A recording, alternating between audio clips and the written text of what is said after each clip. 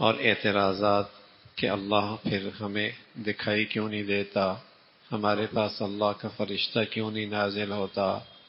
اللہ کریم کہہ رہے آئیں گے فرشتے جب تمہاری روح قبض ہوگی، اور وہ تمہارے لیے دن بہت برا ہوگا، اور تم مارے حسرت کے اپنی انگلیاں چبا لو گے، اور مارے حسرت کے افسوس کرو گے کاش کہ ان گمراہ لوگوں کے ساتھ صحبت نہ اٹھائی ہوتی، دوستی نہ لگائی ہوتی، ان کے ساتھ اٹھنا بیٹھنا نہ ہوتا، کاش کہ اللہ کے رسول کی پیروی کی جاتی۔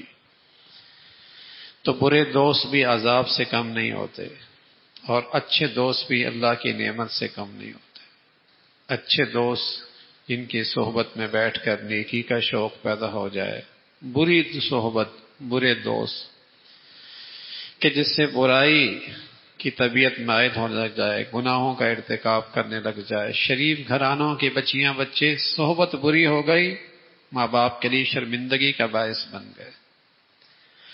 برے ماحولوں کے بچے اچھی صحبت میں آ گئے، چہروں پہ سبحان اللہ نیکیوں کا نور چمکنے لگا۔ اچھے گھرانوں کے بچے صحبت غلط ہو گئی، ماں باپ کے لیے شرمندگی کا باعث بن گئے۔ غلط ماحولوں کے اٹھنے بچے اچھی صحبت مل گئی، چہرے پہ نشانیوں پہ نیکیوں کا نور چمکنے لگا۔ صحبت کا بڑا اثر ہے۔ اللہ کے نبی صلی اللہ علیہ وسلم فرمایا کرتے تھے جس کے پاس اٹھتے بیٹھتے ہو پہلے دیکھ لو کیسا ہے۔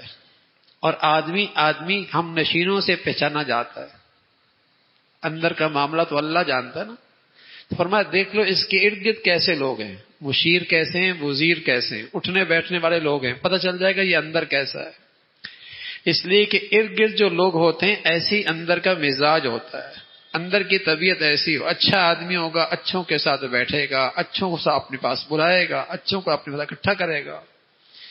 اور اندر شر ہوگا، برائی ہوگی، نفاق ہوگا تو ایسے لوگ اس کے ہم نشین بیٹھیں گے۔ تو رسول اللہ صلی اللہ علیہ وسلم فرمایا کرتے تھے الانسان علی دین خلیلی فلینظر الی من یخالل۔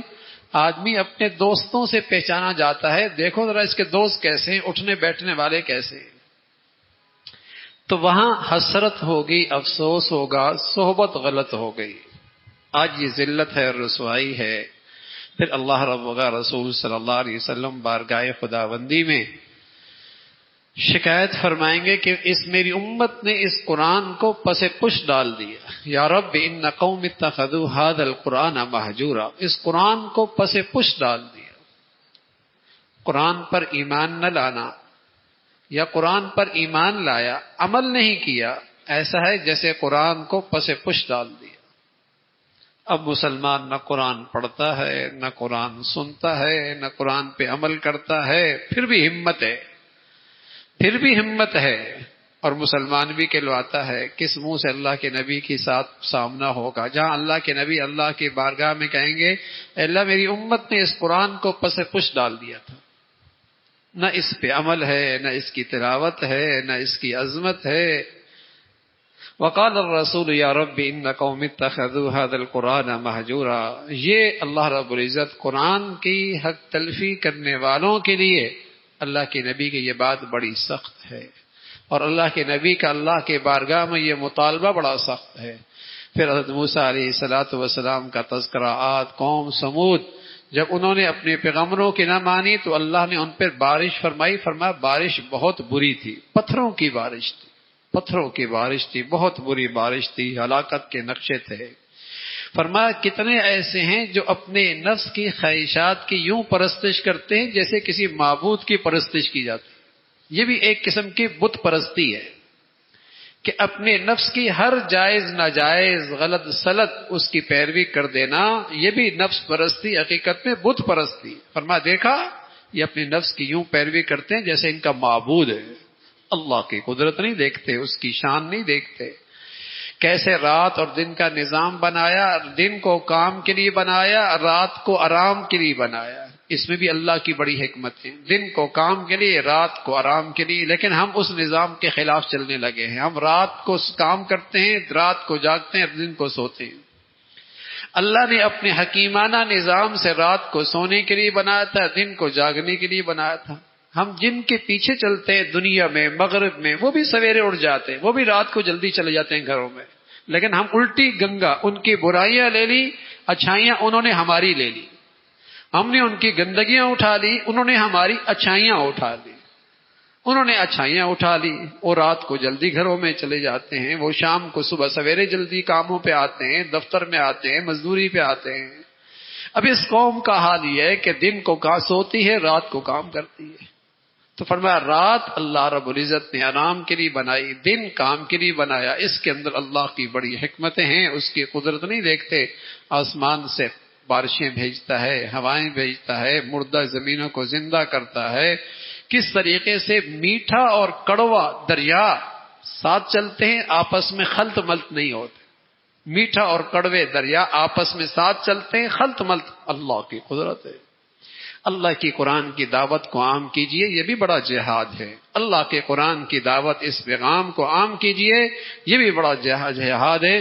اللہ پہ بھروسہ کیجئے، اسی کا تذکرہ فرمایا، پھر اللہ کی قدرت، اللہ کی بڑائی، اور بتایا انسان ذرا سوچے تو صحیح، آیا کہاں سے جانا کہاں ہے؟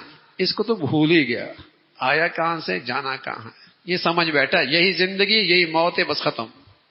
یہ جانور کی سوچ ہے، جانور سمجھتا ہے یہی زندگی، آج اچھا کھا لوں بس، مرنا کچھ نہیں ہے۔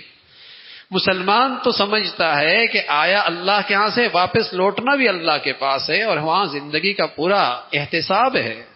پھر اللہ کے مقبول بندوں کی خوبیوں کا تذکرہ فرمایا، اللہ یہ خوبیاں ہمیں بھی نصیب فرما دے۔ اور وہ خوبیاں کیا ہیں؟ اللہ کہتا ہے عباد الرحمن، یہ رحمان کے بندے ہیں، کیا ہے؟ ان کے اندر عاجزی ہے، ان کے اندر انکساری ہے، یہ جاہلوں سے بلا وجہ الجھتے نہیں ہیں، جہلا سے الجھتے نہیں ہیں، سلام کہہ کر الگ ہو جاتے ہیں، راتیں ان کی سجدے میں قیام میں گزرتی ہیں، اتنے عبادت گزار، لیکن اللہ کے خوف سے بے خوف نہیں ہے، اللہ کے خوف سے بے خوف نہیں ہیں، رات بھر عبادت، تب بھی کہتے ہیں اللہ جہنم کے عذاب سے بچا۔ خرچ کرتے ہیں، اسراف نہیں کرتے، بخل بھی نہیں کرتے، میانہ روی اختیار کرتے، نہ بخیل ہیں نہ اسراف کرتے ہیں، میانہ روی اختیار، جہاں خرچ کرنا ہے وہاں خرچ کرتے ہیں، جہاں نہیں کرنا وہاں ہاتھ روک لیتے ہیں۔ اللہ کے نبی صلی اللہ علیہ وسلم فرمایا کرتے تھے، من احب للہ وابغض للہ واعطى للہ ومنع للہ فقد استكمل الایمان، جو اللہ کے لیے محبت کرے، نفرت بھی اللہ کے لیے کرے، اور سخی بھی اللہ کے لیے، خرچ بھی اللہ کے لیے کرے، اور ہاتھ کہیں روک رہا ہے تو اللہ کی خاطر کر رہا ہے، فرمایا اس کا ایمان کامل ہے۔ یہ کمال ایمان کی نشانی ہے۔ تو رحمان کے بندوں کی خوبیاں ہیں، اسراف نہیں کرتے، بخل نہیں کرتے، میانہ روی اختیار کرتے، شرک نہیں کرتے، ولا یزنون، زنا نہیں کرتے، ناحق کسی کو قتل نہیں کرتے، ناحق قتل نہیں کرتے، خطا ہو جائے توبہ کر لیتے ہیں، اور بعض کچھ نصیب ایسی شاندار توبہ کرتے ہیں کہ اللہ ان کے گناہوں کو نیکیوں سے بدل دیتا ہے، سبحان اللہ۔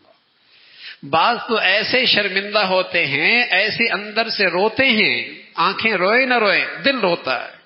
یبدل اللہ سیئاتہم حسنات، اللہ کہتے ہیں ہم ان کی برائیوں کو نیکیوں سے بدل دیتے ہیں۔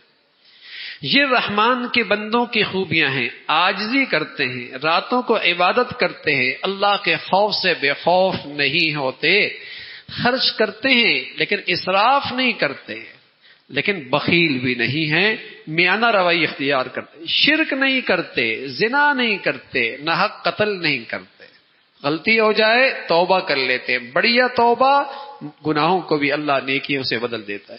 گناہوں کی مجالس میں شریک نہیں ہوتے، گناہوں کی محفلوں میں شریک نہیں ہوتے، جہاں کھلے اللہ کی نافرمانی ہوتے اس سے یہ پرہیز کرتے، ان گناہوں کی مجالس میں شریک نہیں ہوتے، اور جب اللہ کی بات ہوتی ہے اللہ کے قرآن کی تو اس کا اثر لیتے ہیں، اس کا اثر لیتے ہیں، اپنے بچوں کے لیے، اپنے گھر والوں کے لیے ہدایت کی دعا کرتے ہیں، اور اللہ سے فریاد کرتے ہیں اللہ ہمیں ہدایت بھی دے دے اور ہمیں ہدایت کا ذریعہ بھی بنا دے، سبحان اللہ، ہمیں ہدایت بھی دے دے اور ہمیں ایسی زندگی دے دے کہ لوگ ہمارے راستے کو دیکھ کر ہدایت پہ آ جائیں، ہماری زندگی کو دیکھ کر ہدایت پہ آ جائیں۔ فرمایا عباد الرحمن، یہ ہیں رحمان کی بندوں کی خوبیاں، اللہ ہمیں بھی نصیب فرما دے۔ قرآن ایسی خوبیاں نہیں کرتا کہ کوئی ایسا تھا نہیں اور اللہ نے خوبیاں بیان کر دی قرآن. نہ زمین پہ ایسے چمکتے دمکتے مسلمان گزرے ہیں جن کے اندر یہ ساری خوبیاں موجود تھی، جن میں ایمان کی یہ ساری صفات موجود تھی، جن کے اندر ایمان کی یہ ساری صفات موجود تھی. فرمایا اولئک یجزون الغرفہ، ان کے لیے جنت ہے، جنت کے اعلیٰ درجے ہیں، دنیا کی مشقتوں کا انعام ہے. اور پھر سورہ شعراء کا تذکرہ ہے، اللہ کے نبی کو تسلی اور حوصلہ ہے کہ اتنا بھی آپ اندر سے نہ بے چین ہو کہ آپ تو اس خیال سے کہ یہ ایمان کیوں نہیں لاتے کہیں اپنے آپ کو ختم ہی نہ کر دیں.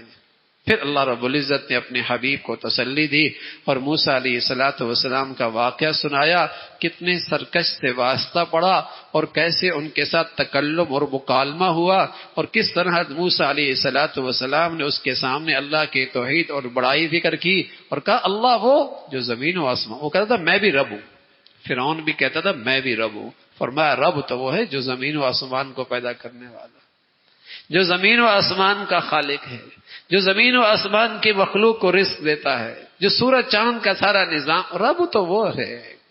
مقابلہ ہوا، جادوگر اکٹھے ہوئے، اللہ نے معجزے کو جادو کے مقابلے میں غلبہ عطا فرما دیا. جس اور وہ ساحر اور جادوگر ایمان لے کے آئے، لیکن اس نے دھمکی دی، سختی کی، قتل کی سزا سنا دی، پھانسی کا آرڈر جاری کر دیا، لیکن وہ جادوگر ایمان پہ جمے رہے. وہ ایمان پہ جمے رہے. ہم تو ایمان لے آئے، کیا کر سکتا ہے تو ہمارا بگاڑ ہی کیا سکتا ہے. زیادہ زندگی ختم ہو جائے گی، اپنے رب کے پاس واپس لوٹیں گے. وہاں زندگی آج کی زندگی زیادہ خوبصورت ہے. ہمارا کون سا نقصان ہے. رات کی تاریکی میں اللہ نے حکم دیا اپنی قوم کو لے کے نکلو. آپ نکلے، آگے صبح پہنچے. صبح جب پہنچے تو دیکھا پیچھے فرعون کا لشکر ہے لاکھوں کی تعداد میں، آگے دریا ہے، پیچھے لشکر ہے. قوم کا ایمان تو ایسا نہیں تھا جیسے موسیٰ علیہ السلام کا، کہنے کہ موسیٰ مارے گئے، مروا ہی دیا، پیچھے لشکر ہے، آگے دریا ہے، کیا بنے گا. حضرت موسیٰ علیہ السلام کو اللہ نے حکم دیا آپ دریا میں لاٹھی تو ماریں. لاٹھی ماری، سبحان اللہ، دریا کی لہریں کھڑی ہو گئیں دیواروں کی طرح کھڑے ہو گئی. 11 راستے بن گئے، 11 قبیلے تھے، اس راستے سے دریا سے پار ہو گئے، منزل کی طرف پہنچ گئے. لشکر نے دیکھا، فرعونی نے دیکھا کہ راستے بنی ہیں، وہ بھی اپنا لشکر انہوں نے ڈال دیا. اللہ ہے. جب وہ درمیان میں پہنچے تو اللہ رب العزت نے دریا کو پھر چلنے کا حکم دے دیا، اور وہ کنارے پہ کھڑے اپنے دشمن کو غرق ہوتے دیکھ رہے ہیں، اور اپنے دشمن کی ہلاکت اپنی آنکھوں سے دیکھ رہے ہیں. اور اللہ نے اس فرعون کو جو اپنے آپ کو خدا کہتا تھا ایسا عبرتناک بنا دیا کہ اس کی لاش کو باہر پھینک دیا. آج بھی عبرت کا نمونہ ہے، عجائب گھر مصر میں موجود ہے. اللہ کی بڑی قدرت ہے.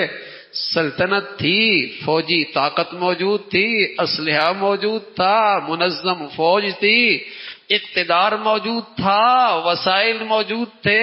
اللہ کی پکڑ آئی، سب دھرے کے دھرے رہ گئے، سب دھرے کے دھرے رہ گئے. اور پورا لشکر اور وہ حکمران اور وہ اقتدار جو کہتا میں رب ہوں، میں خدا ہوں. بس اوقات اللہ رب العزت متکبرین کو ایسا پٹکتا ہے، دنیا تماشا دیکھتی. ہمارے ملک میں بھی ایک تھا، آج وہ دبئی میں بیٹھا ہے، کیا حال ہے، جسم ٹوٹ کے گر رہا ہے اس کا. تکبر، غرور. ہاں، اللہ بہت بڑے ہیں، بہت قدرت والے ہیں. اللہ کو تکبر پسند نہیں، بڑائی صرف اللہ کو زیبا ہے. پھر اللہ نے ابراہیم علیہ السلام کا تذکرہ فرمایا، کس طرح اپنے باپ کو اللہ کی وحدانیت کی دعوت دی اور سمجھایا زندگی اللہ دیتا ہے، موت اللہ دیتا ہے، صحت اللہ کے پاس ہے، موت اللہ کے پاس ہے، کھلاتا وہ ہے، پلاتا وہ ہے.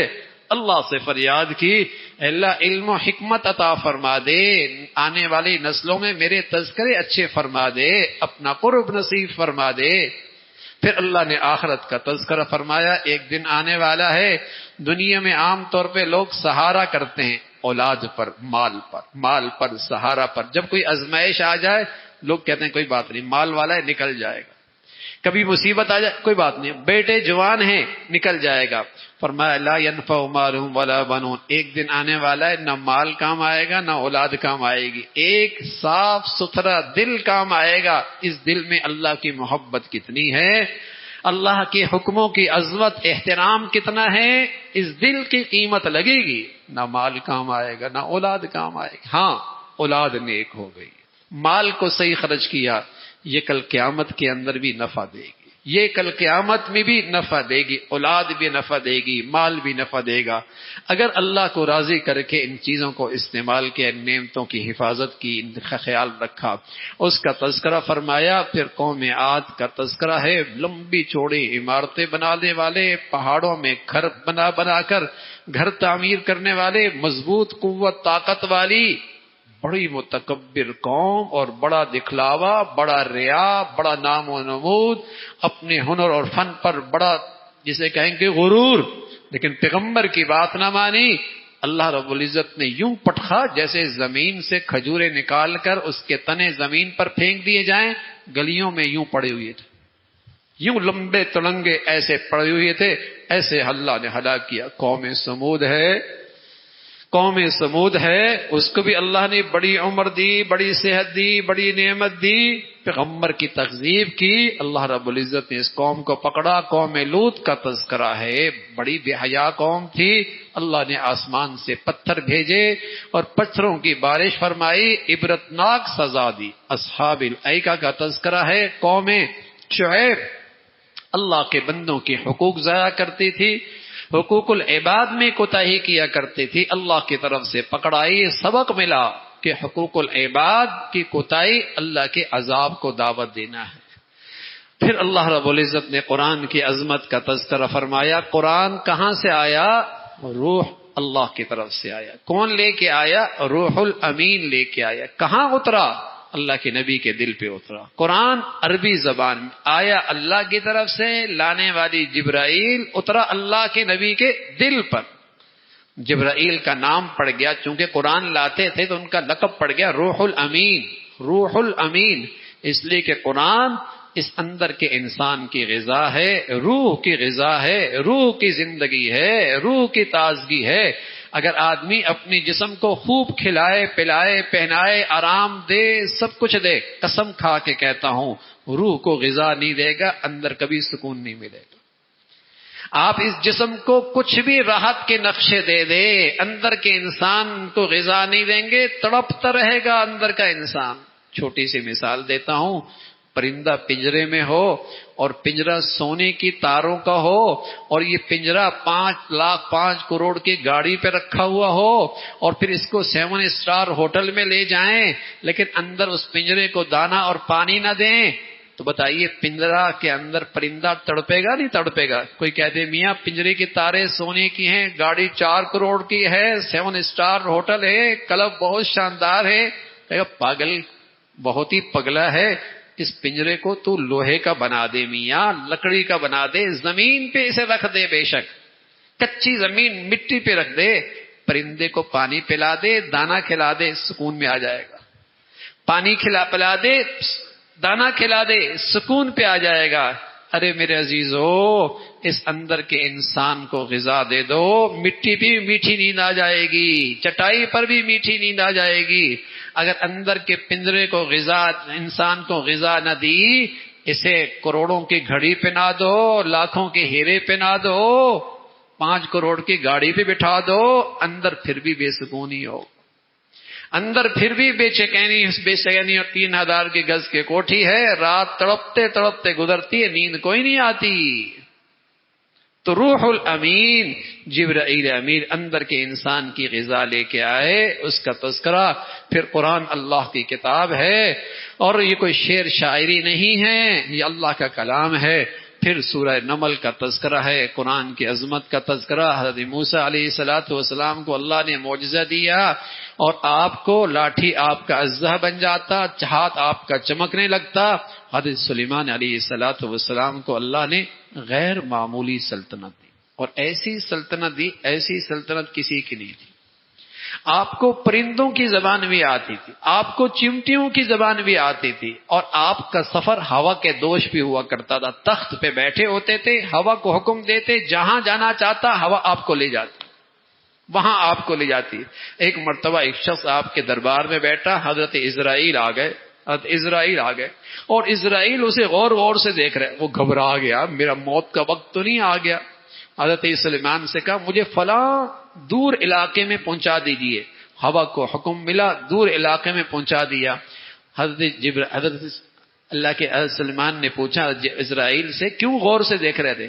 کہا اس کا موت کا وقت قریب تھا، یہ یہاں پہنچا ہوا تھا، اس کی موت وہاں آنی تھی، اب وہاں پہنچا جہاں اس کو موت آنی، جہاں اس کو موت آنی. تو جہاں موت آنی ہے آدمی وہیں جاتا ہے اور وہیں ٹھہرتا ہے. تو اللہ نے آپ کو ایسی سلطنت دی تھی کہ ہوا آپ کے حکم کی تابع تھی، جنات آپ کے حکم کی تابع تھے، پرندوں کی گویائی آتی تھی. ایک سفر کو نکلے، آپ نے پرندے بھی ساتھ لیے، اپنے ساتھی بھی ساتھ لیے، اللہ کی شان. راستے میں پہنچے تو ایک وادی ملی چمٹیوں کی. اس سورت کا نام بھی چمٹی ہے، نمل چمٹیوں کہتے ہیں. جب وہاں پہنچے تو چمٹی اپنی ساری برادری سے کہنے لگی بلوں میں داخل ہو جاؤ، سلیمان کا لشکر آ رہا ہے بڑا اچھا آدمی، لیکن اسے پتہ ہی نہیں چلے گا، تم اس کے پاؤں تلے روندی جاؤ گی، جلدی جلدی بلوں میں داخل ہو جاؤ.